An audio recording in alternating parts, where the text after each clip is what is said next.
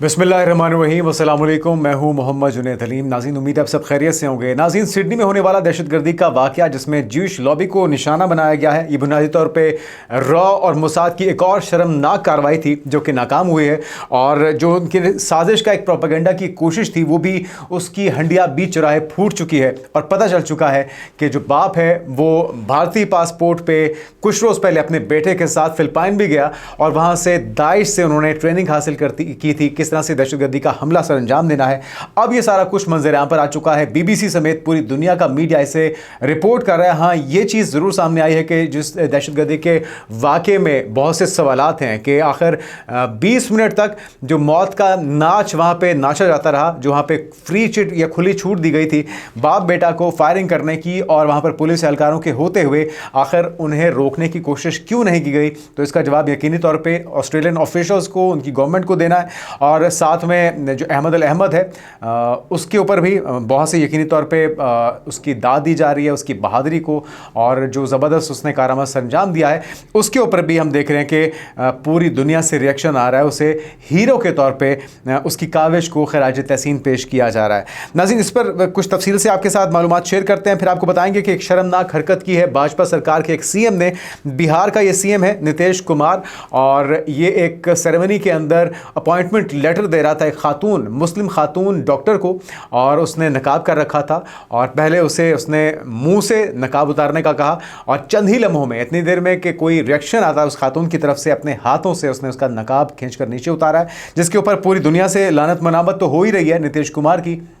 लेकिन कांग्रेस की तरफ से, भारतीय अपोजिशन की तरफ से अब उससे इस्तीफे का मुतालबा भी किया जा रहा है। तो क्या उसे कोई जवाबदेह ठहराएगा? क्या उसे इस शर्मनाक हरकत पर किसी किस्म की सज़ा का सामना होगा, या फिर अमूमी तौर पे जो रिवायती तरीका वारदात है भाजपा सरकार का और उसके गुंडों का वही अपनाया जाएगा और उल्टा मुसलमानों को ही कसूरवार ठहराया जाएगा?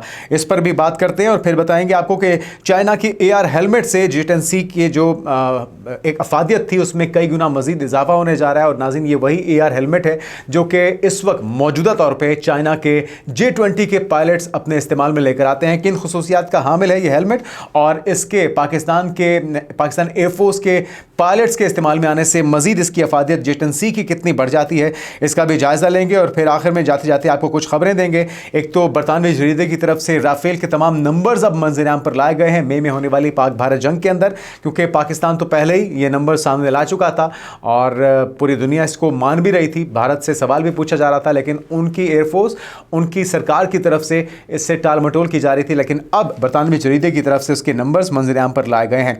और आखिर में आपको एक झूठा दावा अफगानियों का, जिसमें पाकिस्तान के ड्रोन को गिराने की बात हो रही है, इसकी हकीकत क्या है इससे भी आश्कार करवाते हैं। और चाइना लद्दाख के ऊपर अब सिर्फ बयानात नहीं और सिर्फ फोर्सेस की मूवमेंट नहीं, बल्कि उनके बहुत से अपने इलाके जिसको वो क्लेम करते हैं कि लद्दाख उन्हीं का या अरुणाचल प्रदेश उन्हीं का ही हिस्सा है, अब उसे अपने कब्जे में ले चुका है। जो टूरिस्ट वहाँ पर जा रहे हैं भारत के, वो इस चीज़ की निशानदेही कर रहे हैं और अपना दुख दर्द बयान कर रहे हैं कि भाई ये तो पहले भारत के पास हिस्से थे या इलाके थे, अब ये चाइना यहाँ पर काबिज हो चुका है। तो इसकी कुछ विजुअल्स भी आपके साथ शेयर करते हैं। सबसे पहली जो खबर है नाज़रीन, मोसाद और रॉ का गठजोड़ और वो मजमूम साजिश जिसमें ज्यूश लॉबी को निशाना बनाया गया है, जो कि अब खुलकर सामने आ चुका है। बीबीसी की तफसीली रिपोर्ट सामने आ चुकी है कि जो बाप है नबीद अकरम का, वो भारतीय था और भारतीय पासपोर्ट उसके पास था। भारतीय पासपोर्ट के ऊपर ही कुछ रोज़ पहले उसने फिलिपाइन में, मनीला में ट्रैवल किया है। साजिद अकरम ने 50 साल उसकी उम्र थी और उसकी बेटी की उम्र थी 24 साल। अपने बेटे के हमरा उसने फिलिपाइन का दौरा किया, वहाँ से दाइश से इन्होंने बाकायदा ट्रेनिंग हासिल की है कि हमला कैसे करना है। और साजिद अकरम ने इंडियन और बेटे ने ऑस्ट्रेलियाई पासपोर्ट पर मनीला का सफ़र किया। फिलिपाइनी हुक्काम की तरफ से इसकी तस्दीक भी कर दी गई है। पूरा इदारिया बीबीसी की तरफ से छापा गया है, लेकिन कुछ वैलिड सवालात हैं जो कि ऐनी शाहिदीन की तरफ से पूछे भी जा रहे हैं और रिपोर्ट भी किया जा रहा है। क्या कहना है ऐनी शाहिदीन का, पहले उन्हीं की जुबानी सुनिए। Can you tell me what happened? Two shooters, one on the bridge, one under the bridge. Just start to shoot for 20 minutes. They shoot, change magazine and just shoot. Simple as that. 20 minutes with 4 policemen there. Nobody gave fire back. Nothing, like they froze. Like what? It looked like 20 minutes, like, and they shoot the guy change magazine. I look at him all the time. I was doing my babies under me, and I look at that, and he's just rifle and a pistol, and just shoot. And the other one was under. They started to come close to the audio. I think one of the people took his rifle and shoot him. That's one of them. That's what I saw. I don't know how much I saw, but Who were they targeting? all the crowd, anyone, Jewish, just shoot. Doesn't matter who. Men, all kids, everyone. Was no. Did they say anything? I couldn't hear. Like the shooting was so loud, I couldn't hear. They said I was too far. He was on the bridge. I was near the tent. So, but I saw. I look at him. I look what he shot. I look at his rifle. He aimed. तो ये अन्य शाहिद नाज़रीन ये कहता है कि 20 minute तक ये लोग वहाँ पर बाप बेटा शूटिंग करते रहे हैं, मैगज़ीन बदलते रहे हैं, पुलिस वाले वहाँ पर मौजूद थे मौके पर, लेकिन उनकी तरफ से ना तो इन्हें निशाना बनाया गया, इन्हें रोकने की कोशिश की गई, बल्कि एक आम मुस्लिम शहरी जो कि शामी नजात था और ऑस्ट्रेलिया में मुकीम था, एक सब्ज़ी फ़रोश है वो और 2 बच्चों का बाप भी है, उसने अपनी जान की परवाह किए बगैर हमलावर पर ना सिर्फ उसे काबू किया, दबोचा, बल्कि उससे गन भी खींची और उसके बाद जवाबी कार्रवाई में वो ज़ख्मी भी हुआ और उससे जो ऑस्ट्रेलवी वज़ीर-ए-आज़म हैं उन्होंने आके मुलाकात की है। डोनाल्ड ट्रंप की तरफ से, पूरी दुनिया की तरफ से उसे हीरो करार दिया जा रहा है, उसकी बहादुरी पर उसे ख़राज तहसीन पेश किया जा रहा है। और नाज़रीन ऐसे बहुत से जो इंतहा पसंद हैं, उसे मज़हब के साथ या मुसलमानों के साथ जोड़ने की कोशिश कर रहे थे, उनके चेहरे पर भी ज़न्नाटेदार थप्पड़ है कि अगर आप इसे किसी मज़हब के साथ जोड़ रहे हैं दहशतगर्दी के वाक़े को, तो आपको यह भी देखना होगा कि इस दहशतगर्दी की कार्रवाई को रोकने या अपनी जान को दाव पर लगाने वाला भी एक मुस्लिम ही है। तो दहशतगर्द कोई भी हो, किसी मज़हब, किसी फ़िरके से उसका ताल्लुक़, किसी गिरोह से उसका ताल्लुक़ हो, वो दहशतगर्द ही कहलाएगा। ये यकीनी तौर पर एक मज़मूम कोशिश जिसके अंदर अब भारत का जो प्रोपेगेंडा था कि इसे पाकिस्तानी साबित किया जाए, अब भी देख रहे हैं टाइम्स ऑफ इंडिया समेत बहुत से लोग हैं जो कि ये कह रहे हैं कि पासपोर्ट नवीद अकरम के पास पाकिस्तानी था या उसके बाप के पास पाकिस्तानी था, लेकिन इसके बावजूद उसे ओरिजिन पाकिस्तान का क्लेम किया जा रहा है। साजिद अकरम को कहा जा रहा है कि जी उसके पास पासपोर्ट तो इंडियन था लेकिन वो पाकिस्तानी ओरिजिन से ताल्लुक़ रखता था या पाकिस्तानी था। तो ये शर्मनाक हरकतें पहली बार नहीं हुई। पहलगाम का वाक़या हो, पठानकोट का वाक़या हो, उड़ी हमला हो या इस तरह के बेशुमार दहशतगर्दी के जो वाक़यात हैं, बग़ैर सोचे समझे पाकिस्तान पर इल्ज़ाम धरा जाता है और हकीकत में उस शख्स का ताल्लुक भारत से निकला है। तो ये भारत की इस तमाम जो अब इस वक्त कहा जा रहा है कि हाई लेवल ऑफिशियल्स जो हैं वो भारत के साथ राब्ते में आ चुके हैं और मकसद क्या है, क्या रॉ इसके अंदर इन्वॉल्व है डायरेक्टली इनडायरेक्टली, और किस तरह से उसने ये कार्रवाई की, फ़िलिपाइन में जो उसने ट्रैवल किया वहाँ पे उसने किस किस्म की ट्रेनिंग हासिल की, तमाम पहलुओं का इस वक्त जायज़ा लिया जा रहा है। और ऑस्ट्रेलियन गवर्नमेंट जो है वो इस चीज़ का जवाब देने से अभी तक कासिर है कि 20 से 25 मिनट तक जब वहाँ पे दंदनाते रहे ये बाप बेटा और फायरिंग करते रहे, ज्यूइश लॉबी को निशाना बनाते रहे, तो उन्हें रोकने की कोशिश क्यों नहीं की गई। तो आने वाले दिनों की जो भी अपडेट्स होंगी उससे आपको आगाह करेंगे। आगे बढ़ते नाज़रीन, और एक इंतहाई काबिल मजम्मत शर्मनाक हरकत बिहार के वज़ीर आला की नीतीश कुमार की तरफ से। एक खातून डॉक्टर, मुस्लिम खातून डॉक्टर का नकाब अपने हाथों से खींच कर उतारना, जिसके ऊपर इस वक्त तूफ़ान बरपा है। और वो मुसलमान जिन्हें पहले अल्फाज की हद तक या जो मर्द होते थे उन्हें बिला वजह बीफ बेचने पे या कोई और किसी हीले बहाने से उन्हें तशद्दुद का निशाना बनाया जाता था, अब ख़वातीन के साथ भी वही काबिल शर्म इक़दामात का सिलसिला शुरू हो चुका है। और ये जो शख्स है, इसकी खबर ये रिपोर्ट हो रही है इंडियन रियासत बिहार का ये वाक़या है, जहाँ पर वज़ीर आला नीतीश कुमार की जानिब से एक सरकारी तकरीब के दौरान एक मुसलमान खातून डॉक्टर का हिजाब ज़बरदस्ती उतारने के मामले पर अब अपोजिशन जमातें उन्हें आड़े हाथों ले, उसे इस्तीफे का मुतालबा किया जा रहा है, आम माफ़ी का मुतालबा किया जा रहा है। लेकिन जो अंधभक्त हैं या फिर एक जस्टिफिकेशन की जो कोशिश कर रहे हैं जिसकी कोई जस्टिफिकेशन हो ही नहीं सकती इस काबिल मजम्मत इक़दाम की, तो कांग्रेस की जानिब से एक्स पर जारी किए गए बयान में अब ये कहा जा रहा है कि बिहार के वज़ीर आला नीतीश कुमार हैं, उनकी बेशर्मी देखें कि खातून डॉक्टर अपना अपॉइंटमेंट लेटर लेने आई थी और नीतीश कुमार ने उनका हिजाब उतार दिया। और कांग्रेस की जानिब से जारी करदा बयान में मज़ीद कहा गया है कि नीतीश कुमार को इस रवैये के लिए फौरी तौर पर इस्तीफ़ा दे देना चाहिए, ये बदतमीज़ी नाकाबिले माफ़ी है। और इस मौके पर हमने देखा कि डॉक्टर्स की तकरीब हो रही थी और तकरीरनामे की तकरीब में हिजाब उतारने का ये मामला सामने आया है, जिस पर इस वक्त डिबेट शुरू हो चुकी है, सोशल मीडिया के ऊपर बहस शुरू हो चुकी है। भारत के अंदर ही नहीं बल्कि पूरी दुनिया के अंदर भारत के अंदर मुस्लिम कितने गैर महफूज हैं, इस पर बात हो रही है।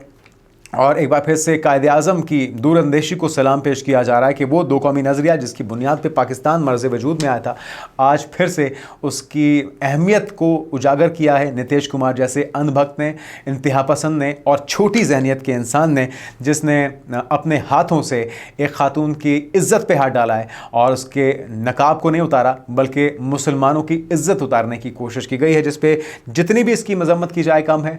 इसे ये काबिल जुर्म सज़ा इसकी है है और ये काबिल सज़ा जुर्म है जिस पर यकीनी तौर पर न सिर्फ इसे जवाबदेह बनाना चाहिए बल्कि इसे सलाखों के पीछे होना चाहिए।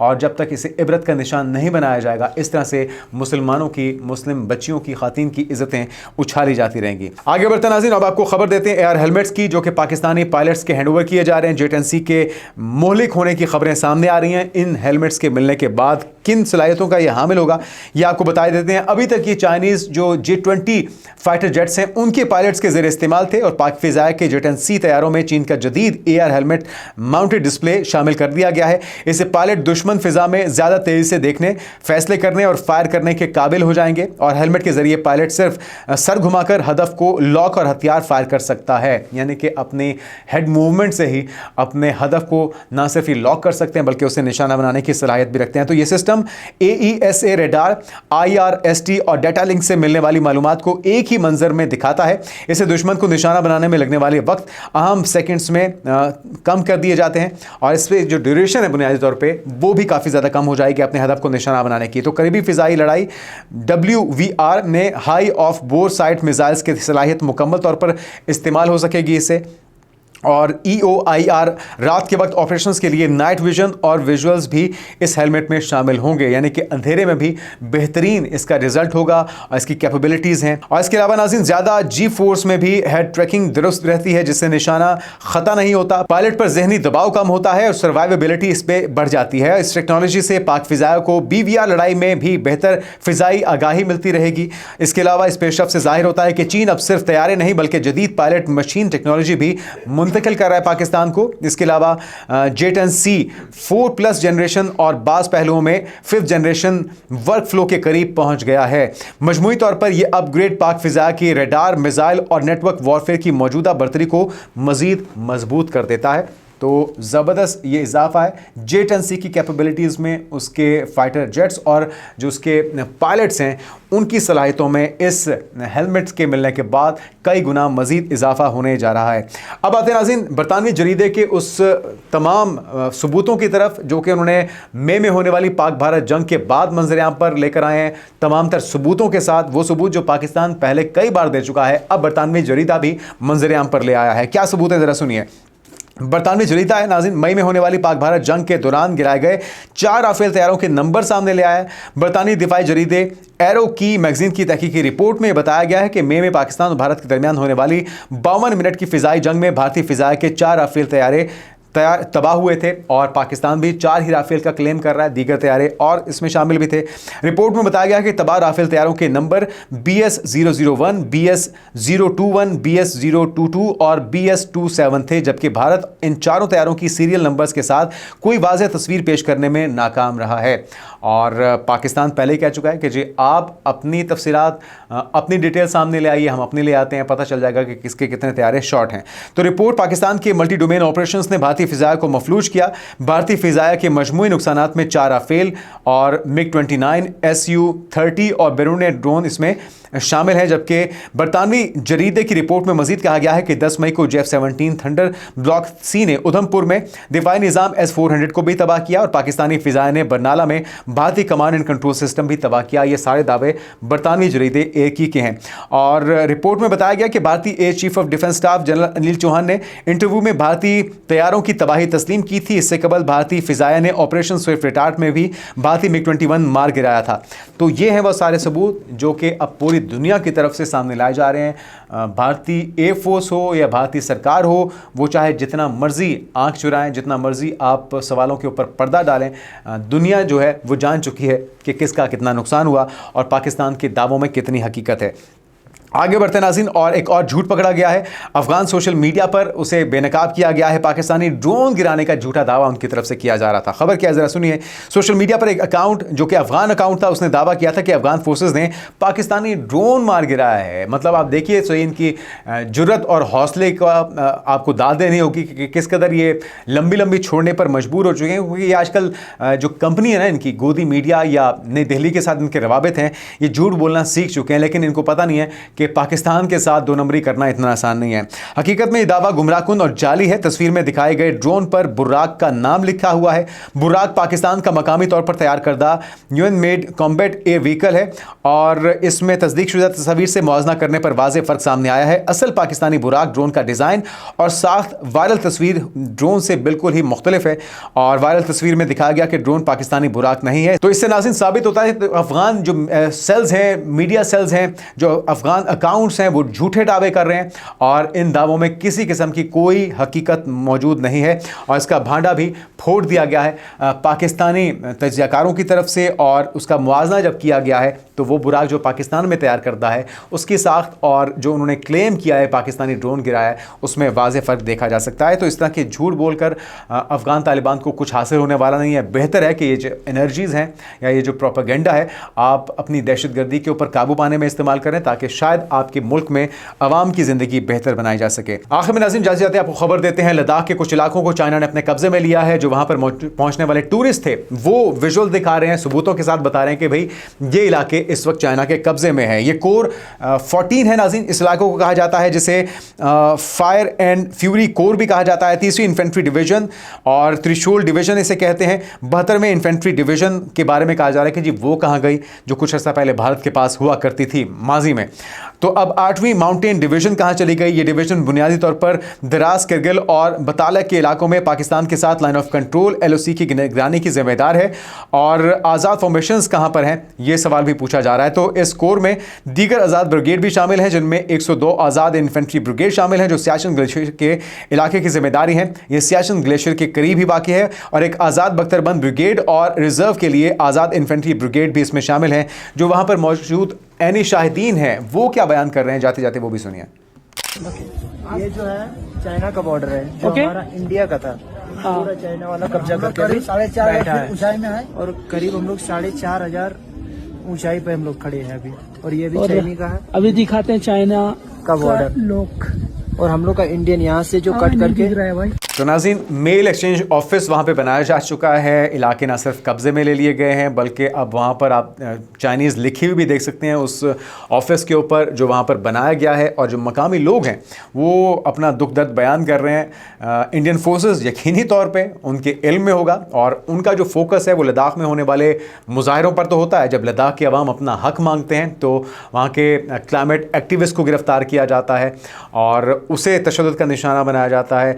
उसकी आवाज़ और मकामी लोगों की आवाज़ को दबाया जाता है। वहाँ पे कर्फ्यू नाफिज किया जाता है। वहाँ पे सेटेलाइट के तमाम जो राब्तों के ज़राए हैं उन्हें बंद किया जाता है। लेकिन जब इनसे इलाके खींचे जाते हैं या छीने जाते हैं चाइना की तरफ से तो वहाँ पे इनकी बोलती बंद हो जाती है और इनके पास कोई जवाब नहीं है क्योंकि चाइना बड़े वाज़ेह तौर पर बता चुका है, चाहे लद्दाख का इलाका हो चाहे अरुणाचल प्रदेश का हो, चाइना कहता है कि वो उसके हिस्से हैं और अभी वक्ती तौर पर अगर भारत के पास हैं भी तो इससे फ़र्क नहीं पड़ता। अल्टीमेटली चाइना इन्हें हासिल कर रहेगा। और कुछ रोज़ पहले हमने देखा था कि बड़े पैमाने पर स्टेल्थ फाइटर जेट्स की, टैंक्स की, फोर्सेस की मूवमेंट वहाँ पर शुरू हो चुकी है अरुणाचल प्रदेश में। जबकि लद्दाख के अंदर क्या कुछ हो चुका है, कितने इलाकों को चाइना अपने कब्जे में ले चुका है ये आपने देख लिया। और आने वाले दिनों में इस चीज़ के इम्कानात काफ़ी रोशन है कि यहाँ पर एक बड़ी झड़प होगी और उसे रोकने के लिए भारत के पास ना तो सलाहियत है, ना हिम्मत है, ना ही उसके पास इतनी जुर्रत है कि वो चाइना का सामना कर सके, उसके सामने टिक भी सके।